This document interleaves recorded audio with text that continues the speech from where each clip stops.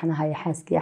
Axmed Caawil Diriir qoraaga buugan aan gacanta ku hayo oo dhintay adigu 8 bilood ka hor January Allah u naxariisto buugan wuxuu ku saabsan yahay arrimo badan way ka mid yihiin Axmed iyo way aragnimadiisii oo ay ka mid tahay sidii uu la tacaalay isagoo qaybtiisii oo ay ka mid tahay daaweyntii iyo maaragtay daawooyinkii uu qaatay marka wuxuu u adeegsaday Axmed way aragnimadiisii inuu dadkana ku wacyi geliyo markii uu arkay baahida aynu u qabno markaas wuxuu go'aansaday inuu buugan qoro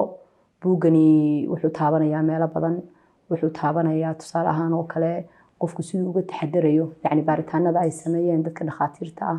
daduu xanuunku ku dhacay oo la tacaalay waxa ku jira oo kale qaybo ka hadlaya hadiiba uu kugu dhaco oo Ilaahay kuu keeno sidii aad ula tacaali lahayd ama ha noqoto xagga dhakhtarka iyo dhakhaatiirta sida ula kulmaysid daaweynta xanuunka kan sidii ay ku kala duwan tahay tusaale ahaan oo kale kiimaad qofka la siiyaa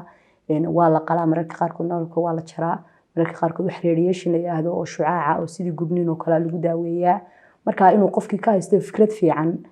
intaanu dhakhtarada la kulminin Axmed wuxuu ogaaday inuu xanuunka kansarka qabo oo naloo wada sheegay anagoo wada socono maalinta November 2013 nin caafimaad qabo ahaa nin dhalinyaro ahaa waxa kaliya uu ku ogaaday waxay ahayd nabar yar qoorta ka soo baxay markii la baarayna xanuunkaas laga helay runtii maalin aad iyo aad u naxdin badan bay ahayd mana aanan filaynin wax kale oo badan baa filaynin laakiin ma filaynin waa maalin aad u maaragtay murugo badan oo argagixis leh bay ahayd laakiin Axmed wuxuu ku wajahay markiiba nin diin leh ahaayo xagga wanaagsan buu ka eegay mar walbana xaaladuhu markay adag yihiin wuxuu ahaan jiray inuu positive ka eego marka aad buu isu dajiyay laakiin aniga aad iyo aad dareenkayga u kacay aniga waxay hortimid dhimasho iyo geeri aniga muraad dilaacay aniga mararka qaarkood markaan gaariga wado inaan shil galan ka yara baqay jiray marka ana aad buu ii dajiyay Axmed oo waliba xagga diinta iga dajiyay iyo inuu ladnaanayo inuu caafimaadayo inuu dawo qaadanayo in geerida loo siman yahay sida akhristo ku arki doontid buuga dhexdiisa family balaaran baan nahay ciyaal baan u leenahay caruurteeda da'deeda waxay u dhaxaysay marka Axmed xanuunka lagu sheegay Ilaahay u naxariiste waxay ahaayeen 14 jir ilaa iyo 2 jir bay ahaayeen aad iyo aad bay u cuslayd si aan ugu sheegno ugu sharaxno waxyaabaha jira anagoo ilaalinayna dareenkooda marka intii waa weyneyd isla markiiba waan la hadalnay waayo waan arkaynay inay aan ku khasbanahay oo ay kulli maqli doonaan sida ugu fudud aan ugu sheegi karnaa aan ugu sheegnay in abooda xanuunsanayo in xanuunka laga helay muddo waa qaadanayo ladnaanayo laakiin inta yarar waxaan ku gaabsanay aboo xanuunsanaya dawo qaata wana ladnaanaya Axmed waqti badan baa xanuunku hayay laakiin ma wada hayn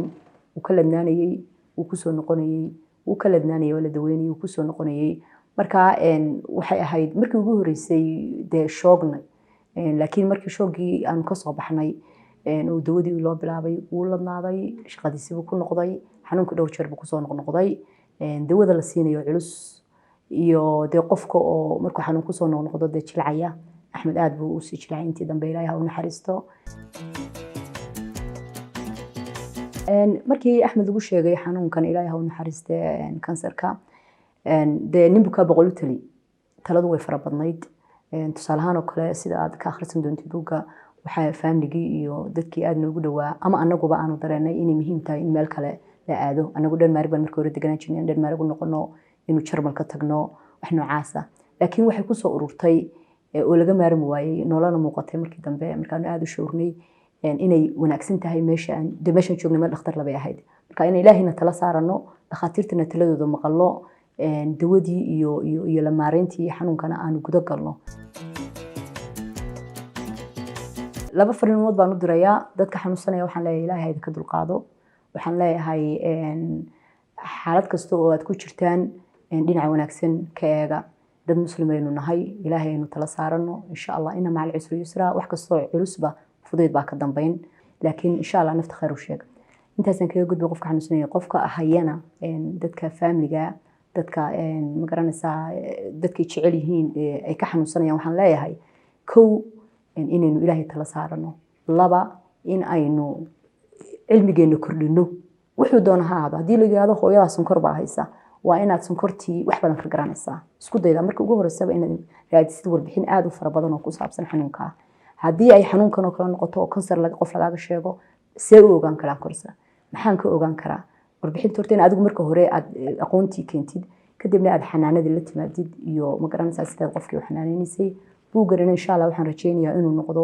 buug guri kasta iyo family kasta iyo meel kasta oo looga baahan yahay ba maartay yaala lagana faa'iideysto insha Allah buuggan wadanka dhexdiisa Hargeysa waxa laga heli karaa Hema Books haddaynu dibadda u soo baxnana London waa yaala wadamo kale oo Yurub sida Denmark Sweden Mareykanka uu yaala online ka laga gadan karaa